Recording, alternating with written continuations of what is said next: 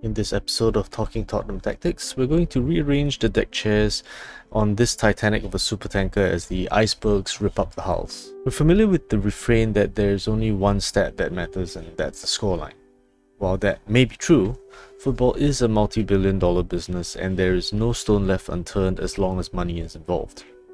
Even if you win, there has to be some introspection and analysis of what can be improved on, and that's a combination of using your eyes, video analysis, and stats. Use of data in football came to prominence in USA '94 when the USA team used data to figure out Colombia's Wilson Perez was attacking on the right flank but failing to track back. The USA capitalized on that in the second half to score the second goal, giving them a 2-0 lead. Data has become an important part of the game, influencing scouting, recruitment, game analysis, performance tracking, and sports science. So what are expected goals anyway?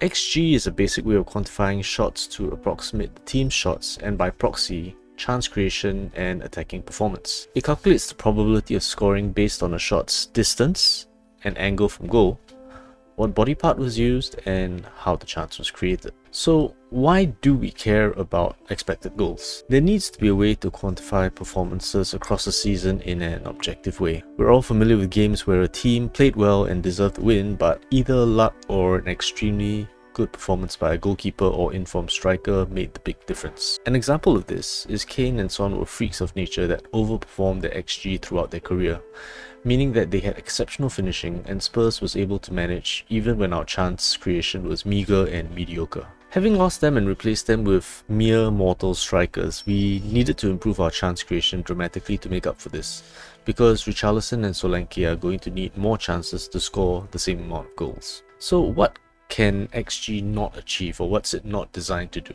Basic XG models do not account for the individual skill of the player. This means a chance that falls to a player in the box in the same position will be scored exactly the same, whether the shooter is Kane or Sissoko.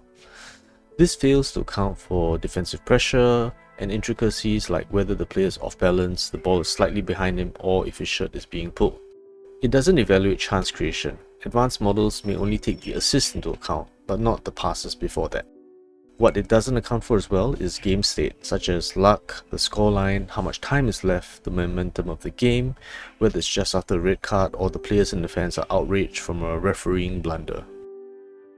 Because of this, XG isn't completely reliable enough to be used to assess single games. It evens out over the course of a season, but there are too many variables that can occur in a single game which are not considered by XG models, which can lead to large variances. Now let's decipher Frank's press conferences. A big source of frustration fans have felt when watching Frank's press conferences stem from perceived gaslighting and his apparent disconnection with reality. There are examples such as calling the goalless draw with Brentford a very strong defensive performance, calling the first half of the 1-1 draw against Wolves good, and thinking the overall performance of the 3-2 loss against Bournemouth was good amidst the chaos of Cupgate. Frank seems to fixate on certain metrics when he makes comments like positive performance or we are getting closer. I've run some analysis on his post-match responses against underlying data to see what he's talking about when he makes those claims. What is going on in Frank's interviews, and what statistics is he referring to when he talks about good performance? It could be our expected goals being higher than the opponent's expected goals. Our XG is called XG and the opponent's XG is called XGA, or expected goals allowed. Our XGA being low, meaning that we denied the opponent good goal scoring opportunities. There are also other flavors of XG to get a more granular look at performance in this statistic in specific phases of play, such as non-penalty XG, open play XG, and set-piece XG. Field tilt is expressed as a percentage and it counts actions like passes, carries into the attacking third of the pitch, and ignores harmless possession in our own half or midfield. Its limitation is that it cannot measure whether these actions created meaningful chances. You can have 90% field tilt, but if you only play sideways and backwards everywhere we go, or you cross only into the box for an eerily dominant centre-back to clear, you're not really doing anything productive with the ball. This is why it's important to take into account statistics like expected threat in conjunction with field tilt to account for what's being done with that possession. Defense splitting passes into the box or a successful dribble past a defender will score well for XT, but a sideways or backwards pass will score low.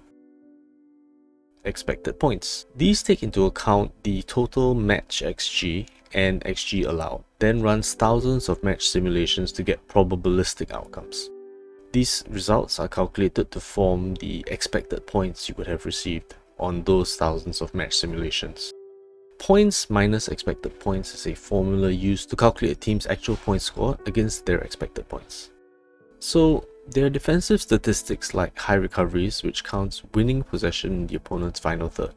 Passes per defensive action counts the number of passes an opponent makes in the 60% of the field from their goal before we make a defensive action like pressuring, tackling, intercepting or fouling. A lower number is better and indicates an intense high press.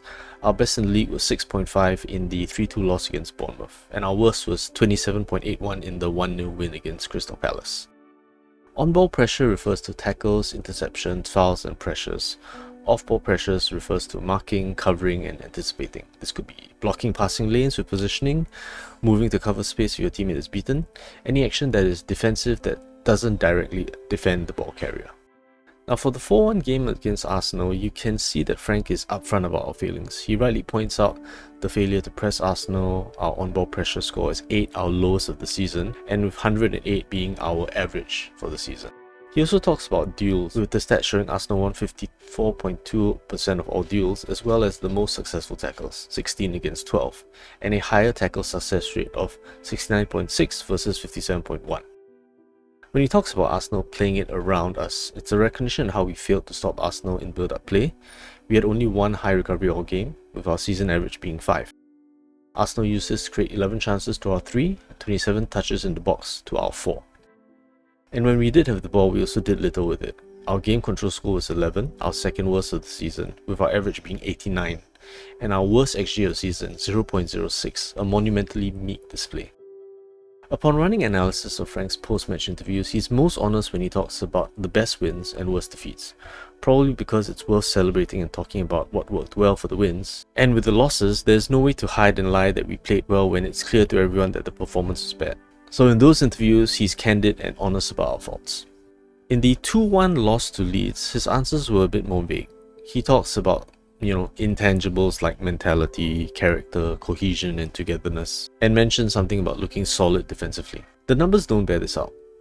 The XG allowed of 2.44 is one of the worst defensive performances of the season. The expected goal difference is minus 1.69, with our XG being 0.75, despite scoring 2 goals. Points minus expected points is an indicator which calculates the number of points scored against the number of points the underlying performance quote-unquote deserves. In this game, we scored 2.58 more points than we deserve, indicating our performance deserved the loss and we somehow managed to win. Let's look more broadly at the points minus expected points trend over the course of the season. In that column, you can see, for example, in the Leeds game, our underlying performance deserved a loss, but we managed to win and outperform our expected points by 2.58. In the cumulative points against expected points column, it tracks on a game-by-game basis how much we overperformed our expected points. The conclusion from the first 9 games is that we overperformed our expected points by 4.89, indicating we gained almost 5 points more than our performance deserved. Over the next 8 games, our fortunes change and we start underperforming our expected points. Our initial cumulative expected points overperformance of almost 5 basically drops to 0.44 in the space of the next 8 games. This is sentiment analysis on every post-match press conference in the league thus far. The cells highlighted in green are games where Frank's comments and use of data match the reality of the game, or the underlying data, and the cells highlighted in yellow are the games in which he either makes claims that are unsupported by the underlying data, or omits mentioning aspects of the performance where the underlying data paints an ugly picture. When we get to the latter part of the season, Frank omits some negative underlying data from his post-match comments, where he claims an overall good performance against Liverpool with a field tilt of 32.27%, second worst after our 4-1 loss to Arsenal, and possession of 34.9%, which is our worst of the season.